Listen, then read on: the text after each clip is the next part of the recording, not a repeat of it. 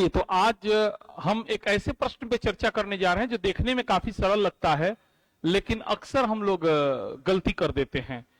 Question को जरा सुनिएगा और आप जवाब भी दीजिएगा। पहले, राष्ट्रपति बनने के लिए निम्न में से कौन सी योग्यता नहीं है?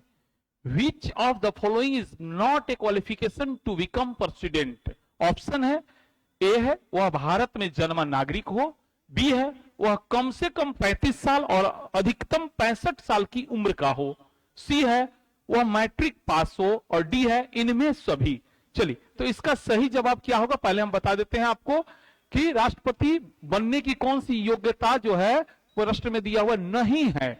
नहीं है वह भारत में जन्मा नागरिक हो, यह भी नहीं है, वह कम से कम 35 साल अधिक से अधिक ये नहीं है, मैट्रिक पास हो ये नहीं है, यानी सभी, कोई भी नहीं है। तो इसका सही जवाब क्या होगा? इनमें से सभी होगा। तो थोड़ा सा समझने का कोशिश कीजिएगा, क्योंकि बहुत सारे लोगों को कुछ डाउट होगा, तो उस डाउट को हम पहले क्लियर कर देते हैं। ध्यान दीजिएगा, जो राष्ट्रपति का क्वालिफिकेशन है उसकी चर्चा भारतीय संविधान के अनुच्छेद 58 में है, और 58 में क्लियर लिखा हुआ है कि वह भारत का नागरिक होना चाहिए। यानी कि यहां पर कोई ऐसा शब्द नहीं लिखा हुआ है कि उसका जन्म भारत में हो वही व्यक्ति जो है राष्ट्रपति बन सकता है। तो इसीलिए इस तरह के ऑप्शंस अक्सर एग्जाम में देखने को मिलते हैं। तो आप सावधानी से सवाल बनाइएगा कि अगर जन्मा नागरिक हो या कैसे कैसे भी हो, नागरिक हो वह भारत का नागरिक होना चाहिए। दूसरी बात, क्वालिफिकेशन में लिखा हुआ 35 वर्ष या इससे अधिक आयु का हो, मतलब न्यूनतम मिनिमम आयु का चर्चा है, अधिकतम आयु की कोई चर्चा